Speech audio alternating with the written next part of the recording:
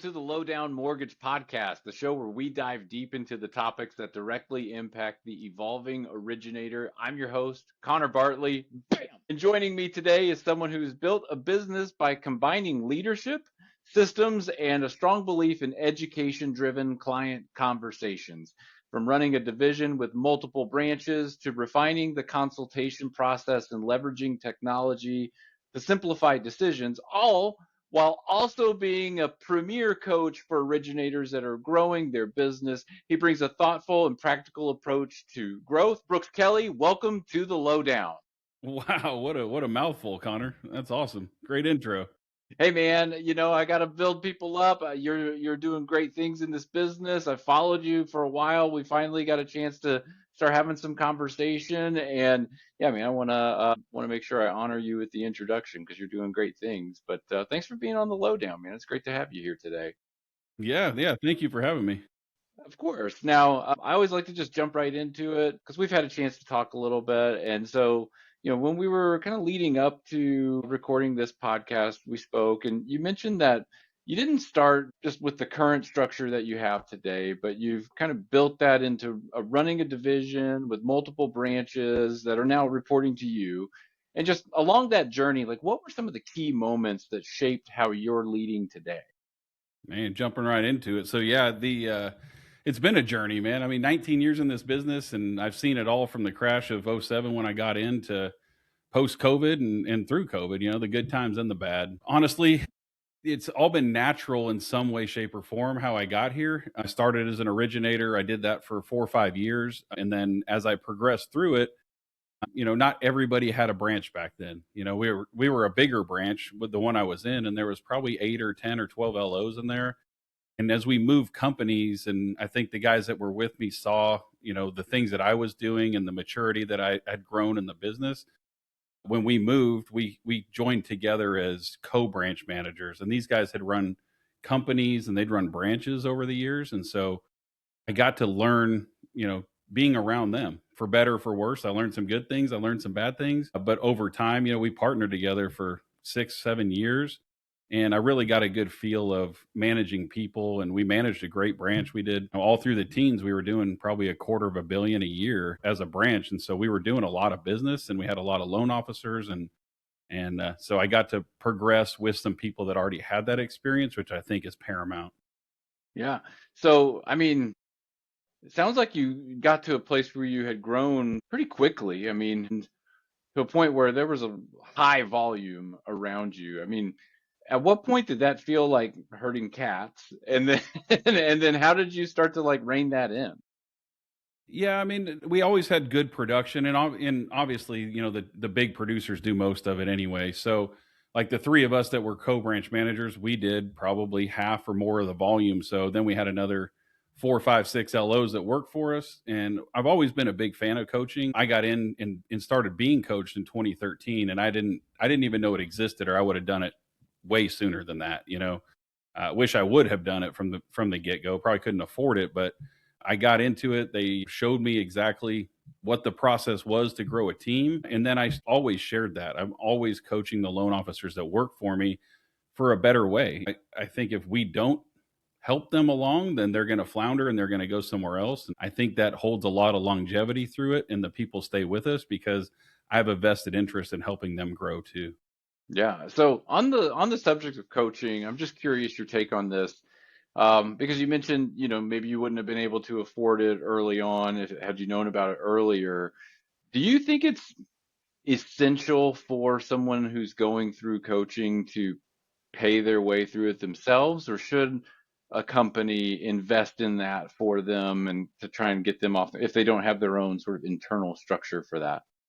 Yeah, I think, it's always been a thought that if they don't invest in it, they're not going to do it. And I see that from a lot. I coach the LOs that work for me for free, but it's not free. There's no monetary cost to it, but you've got to show up, you got to do the work, you got to be accountable, you have to be structured, and you just have to pay with, your experience, and you got to pay it forward. If you don't show up, if you're late, if you show up in your car driving somewhere and you're disrespectful to the other people, I'll just X you off the call. So there's a respect level that you have to have.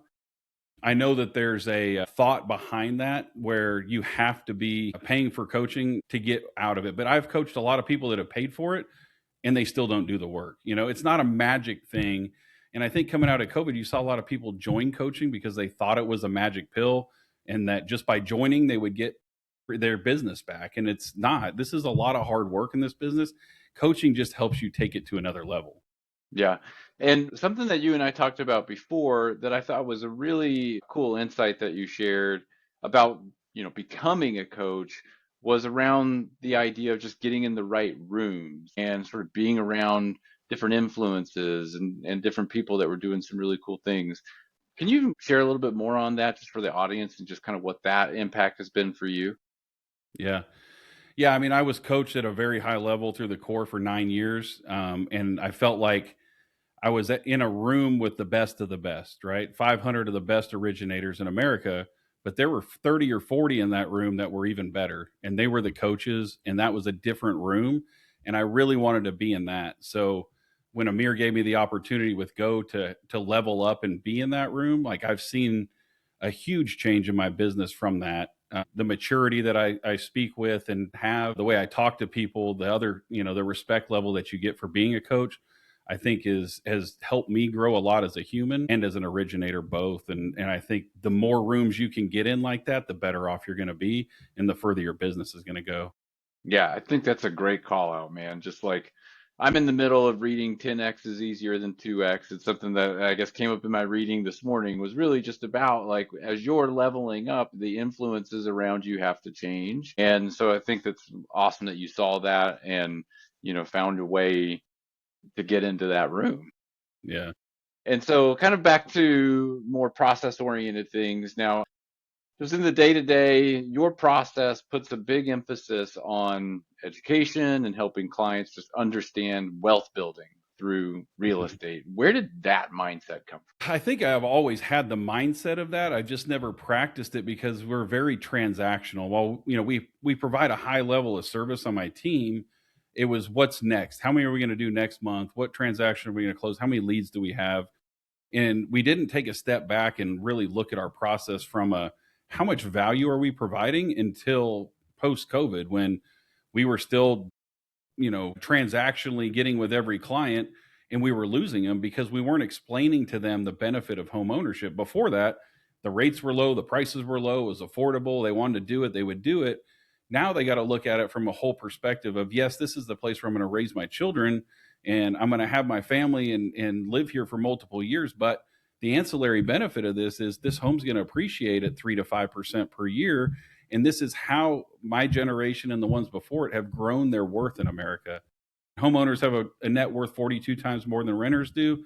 And I help explain that to them because they're scared. The payment's higher than what they want it to be. And they have to see some sort of benefit from it that's not just, I get to buy a home. Yeah, and so this is the kind of structured client consultation that you've started mandating in your own process with your clients. How Yeah. did, I guess making it from optional to required, how did that change things for you? Yeah. It changed it from a process standpoint with my team. It changed it, the way I talk to my agents and help them understand. I show them the benefits. I talked with a new agent right before this, actually. And she asked me, do you have a minimum for clients? Like, do you have a minimum loan amount? How do you treat clients that want a $200,000 home? And I explained to her that every single client goes through the exact same process. They go through this loan process with us. They get set up on this consultation with us, one on one with me on Zoom, and we go through the whole process. Who's the triangle of trust with the real estate agent, how they know them, how we know them, what our experience is, how they negotiate in the market, what they're known for. And then we go into wealth building, who my team is, what that person does, and then into the referral process, right? We want to start programming them for referrals from the very beginning. Hey, if you know somebody that's interested in buying or selling real estate, I know you're going to talk to somebody through this process. It's like, oh man, how's it going? What's it like? Can you introduce them to us? I don't care if they're buying today or 10 years from now. I'd love to educate them. So we start programming for the referral from the very, very beginning. And then at that point, after all of that's done, then we go into their loan estimates. And we review their goals. How much cash out of pocket do you want to be? What is your monthly payment? Where do you want that to be? Where do you want to live? How long are you going to lease for? So we make sure we cover all those things, and then we target those estimates to fit that. Because what happens is they want to buy a $400,000 home and have a $2,000 payment, and we all know that's not going to happen with 3% down. So we have to massage that to a point where I've seen this house and it's this much. Let's look at that payment. Are you okay with that? You qualify for it, but are you actually okay with that monthly payment? Right. Is it realistic, right? I mean, Yeah. because yeah, I remember when I bought a home, we pre-qualified, my wife and I, for way more than than what we would have ever wanted to spend. Plus, we knew that my wife was not going to be a school teacher anymore. We were expecting our first baby. Life was going to change. So although we qualified, it wasn't really going to be in our plans for the future to have that same income. Hmm. It was important to have that conversation. Now, I know, you probably get solicited for a lot of different technology and tools and, hey, use this, do that. And I know a lot of loan officers get that too. And there's a lot of shiny objects in the business. How do you decide like which technology actually improves the experience versus just adding a layer of complexity that may be confusing or just, making life a little harder on you or your team? Yeah, that's a really good question because it's every day. There's always something new and something different. And use this tool because this works with that. And being in coaching and in circle with Go, like there's all these suggestions and there's shiny objects that get us distracted all the time. I would say from a LO to client perspective, we don't change much at all with that process. Like we found a process that works. A lot of the stuff that we're doing is more on the back end, or it's to help real estate agents grow their business. We've developed our own AI site where they can do a lot of the listing presentation pieces, edit photos, do things like that. And so we're in the AI world with everybody else. We're trying to figure out where we fit in with that. And so I do a lot of demos. We're actually looking at different loan origination systems. It can be a rabbit hole that you don't want to go down in most cases. Like I don't suggest it for the everyday LO or branch manager to go down those rabbit holes, but be very choosy when you're doing it because the fees are high, the barrier of entry is high. I see a lot of LOs sign up for things that they never use, like they spend hundreds of dollars a month and it never gets used. So we've narrowed that down. I've fallen in that same trap and we've narrowed it down to just a select few. Yeah. Now, you're unique in that you run multiple branches, so there's a lot to balance there. Yeah. How do you think about like building systems to support everything that you do and have consistency across both of those levels? Yeah, it's really difficult. I've been down the CRM rabbit hole for years. I use Jungo, I've used Total Expert and Surefire and Go High Level, all kinds of stuff. And what I found is that we've got to find one that everything fits into, and that's not always the case. Like you can't always have that. I think in today's world with AI, think so a lot of that stuff is going to be attainable. We did find one recently that we're implementing right now that I can recruit from. I can use it for my LOs, my team, calling, texting, emailing. So I'm hopeful that that is the solution. I believe it is, and we're in a very deep process of implementing that right now. But I need everybody to work on the same system because I need to say the same things to my team, to my LOs, to my ops staff, to my recruiters, to everybody, that we can all live in one place and we can all be task oriented inside of there. That when you open that up every morning, you have 8, 10, 12 tasks that you need to do. And if you do those tasks, like you're going to be very successful in the first 90 minutes of every day. Like you're going to get 8 hours of work done in 2 hours that would have taken you all day because you've got all these notepads and to-do lists and reminders and all this stuff that you've even got to find. And it might be a week later. It might be the sticky notes that fell behind your desk you find 5 years later when you move. But if you can operate from that one place, I believe that I can make everybody way more efficient and produce a lot more too. Yeah. So when you kind of think back on just your journey and the growth that you've had in scaling your business and building a team, like what were the things that, as you reflect, were harder than you expected they would be? And what did you have to change about your own approach in order to like make accommodations for those things?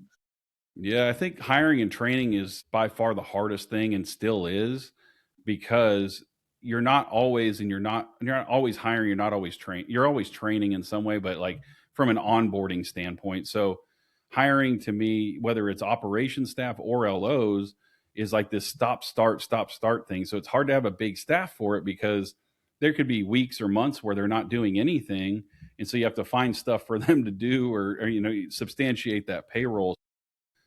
Finding the right people is difficult. Recruiting is the hardest thing I've ever. I have a lot of respect for you, Connor, in that. Like, recruiting is super, super difficult. I get a lot of the loan officers that work for us just from people I know or reputation, but picking up the phone and trying to get a loan officer to listen to you and listen to the things that you do and how you differentiate yourself, and then the process of incubating and hiring them, it's months or years before it happens. Like, it's very different than a real estate agent because you're moving their benefits, their office location, their loan programs, their softwares. Like, you're changing their whole life when they move somewhere else. When a real estate agent trusts you to with a lead, it's just another lead, right? And if it doesn't work out and you guys don't work together, like, they'll move on to the next guy. But there's a lot that goes into moving somebody's whole life. Yeah, yeah. I've thought a lot about that, and I often think about how similar the role of recruiter is to prospecting loan officer, and how there's a lot of similarities there. But I think what I keep coming back to as the main difference is the realtor needs the loan officer regardless, right? In order to get the loan funded, they're going to need the loan officer. The loan officer doesn't need to switch jobs. No, they don't. I Yeah. mean, of course, the world could be on fire and there could be a lot of problems going on where they are, but at the end of the day, like, they don't need that as much as the agent needs the loan officer to complete the transaction. Not to mention the loan officer is gonna, has a ton of options, but not to make this about recruiting, but Yeah, I mean, but it is, I think the average LO is somewhere for what, 3 years is like, mhm. that's a good tenure for a loan officer, which is scary and crazy all in one, because you spend all your time like getting with that person and making them like you and trust you and bringing them in and training them, and then you're keeping them happy for years, and you work with this scared kind of nature, like, oh, they're going to quit. And when I realized, and that this business got a lot better for me, is I provide a lot of value both on both sides, not just with LOs, but with realtors. I provide a lot of value. I work my butt off putting systems and processes together. I have an incredible team from operations to sales to everything. We have great programs. I have a lot of value. So if you don't see that in here in what I'm pouring into you, then by all means the door is open. I'm not going to hold you hostage. I'm not going to hold your database hostage. I'm not going to call in your real estate agents. Like, I'm here to earn your trust in your business every single day. And if I can't do that, then you can leave. But have a little bit of respect for me and what I put into this, and don't just get up and walk out without a conversation either. Like, don't leave me in the middle of the night. Say, hey, this is where we're at. Like, this is my problem. Can you fix it? Mhm. And I talk to LOs every day, and I'm like, man, that's something that could be easily fixed. I had a recruiting call the other day. I think that's just a conversation with your manager, not I'm going to move my whole life to something else. Right. So try to Yeah. negotiate. Yeah, I think that's a great call out. I think it's easy to try and avoid conflict or that uncomfortable conversation. But I mean, ultimately, what you're choosing is a very difficult path either way, right? Yeah, it's going to affect your relationships, your production, your sleep, your life, your family. I mean, I've moved in the last year. It's awful, man. Like, Yeah. it's not a fun thing to do, but if it warrants it, then do it. But be very mindful and thoughtful, and don't just ask what your rate is. Like, there's a lot more that goes into that, like what programs you have and what rates you have. Like, ask all the questions, because I think 30% of loan officers leave after 90 days because they Yeah. didn't ask all the questions, or Right. the grass wasn't greener, and a lot of them go back to where they came from. Yeah. Completely. Finally, that difficult conversation was had because of the change or whatever. Yeah, Um, exactly. but now you mentioned when we spoke before that you had brought in, I feel like it was like 100 something leads in the last month, all right? You got a high volume of leads kind of flowing through the team. Yeah. What have you learned about balancing efficiency with maintaining strong relationships? Because I mean, when you've got that kind of lead flow coming in, it's got to be hard to be proactive and maintain a a real relationship all at the same time.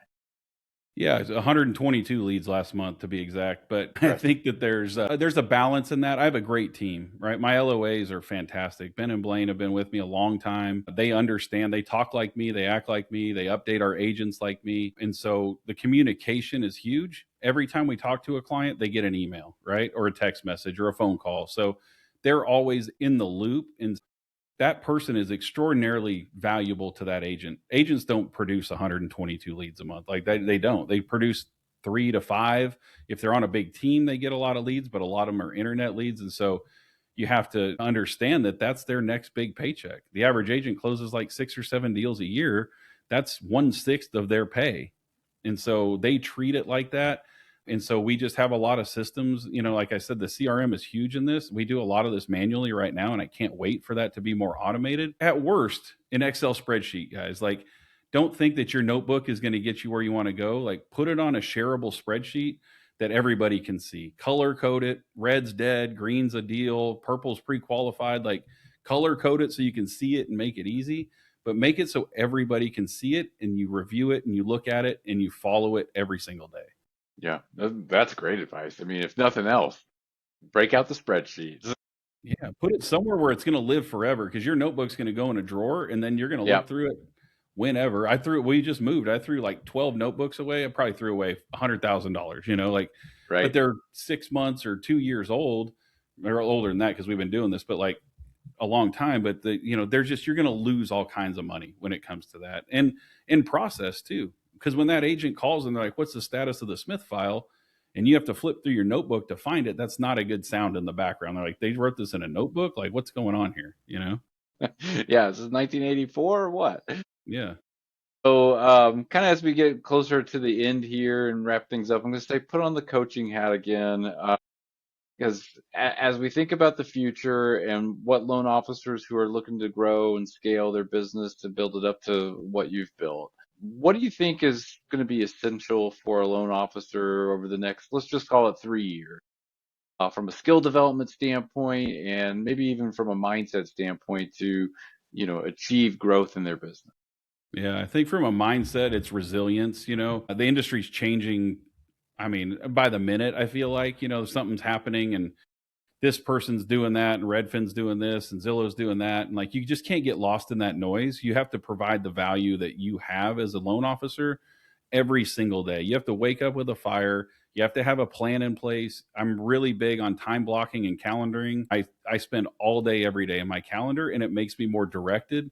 I had a 2 hour power hour this morning where I just called, agents and clients and everybody just to, keep the wheels turning. But it's a fully, diversified approach. Like, we do a newsletter via email. We do social media like crazy. We post every day, if not more. We do phone calls, we do face to faces, we do events. And so it's a 5 or 6 pronged approach, because the one to many is huge. You have to be in front of a lot of people all the time because there's just so much distraction and noise. But then you have to have the personal side of it too. That's not going to solve your problem all by itself. Just because you got 1,000 views on your last video doesn't mean you're going to get a lead. You still got to pick up the phone. You still got to go to lunch with that person. You still have to build that relationship so that they trust you with that next paycheck. Yeah, sometimes the 1,000 views or the viral post causes like just more disappointment than Yeah, I than mean, I have one going today. It's got over 100,000 views on it, and it's like, it's great. It's a good feeling, right? Like, oh my gosh, this is doing wonderful, and I've gained a bunch of followers from it. I don't have millions of followers or anything like that, but what does that really mean? Like, I haven't gotten a loan application from it. right. I got my first deal from TikTok or in anything this Monday. Like, I've gotten a lot of business because of it, because of the branding and me staying in front of my agent partners and new ones, and they know who I am. But like, direct leads, you can't go on social media and expect that you're going to generate direct leads for years. Like, you have to have a very consistent cadence to it. You have to be known for something. You can't just be the guy that does everything. You have to kind of niche your way down and find what works for you. And then you'll start to pull leads from that. But it's really more about branding. I mean, there's no better way to brand. There's no cheaper way, for sure. Right. Yeah. Free You can't advertising buy all the time. billboards and radio ads. So if you can do this for free, get your persona out there. Like, be who you are. People are going to like you for who you are. You don't have to come up with something crazy, and don't be scared. Right? That's how you sound and that's how you look. So just go with it. Yeah, yeah, love that. And just my own like 2 cents there is also, and we talked about this, you also have to do a little front end work in terms of engaging with others. If all you do is post, well, that's great, but you increase the amount, like the odds of other people seeing it if you're commenting on other people's posts, if you're sending direct messages, if you're liking their content as well, and just being an active participant in the exchange of idea flow, right? If you're just posting and going, then Yeah. it I can be mean, hard to well, generate that kind of that's why business. it's called social media, right? I Right. mean, you got to be social on social media if you're going to make it work for you. If you're just posting, it's not going to do anything for you. So yeah, you have to be interactive. That's how you find new partners. I mean, it's the new age of cold calling, really. Who is this person? They can check you out. I was calling on agents I've never done business with this morning. What's the first thing I did? I friended them on Instagram and Facebook. Right. Yeah. Hopefully, I commented on a few things. Hopefully, they see that. They saw my phone call or my text message, and then it's just a long game from there. It's the consistency that wins. Yeah. Yeah. Love that, man. Well, is there anything, a question I didn't ask or anything that you just want to add before we wrap this up? I mean, not really, man. I love your podcast. I'm a big fan. I listen to many I episodes. I love appreciate the that. interviews, and so I'm excited to be on here. I appreciate you having me, and keep doing what you're doing. Yeah, man, I appreciate you. Well, thanks, Brooks, for being on the lowdown. It was great having you, and wish you nothing but the best. Thanks, Connor.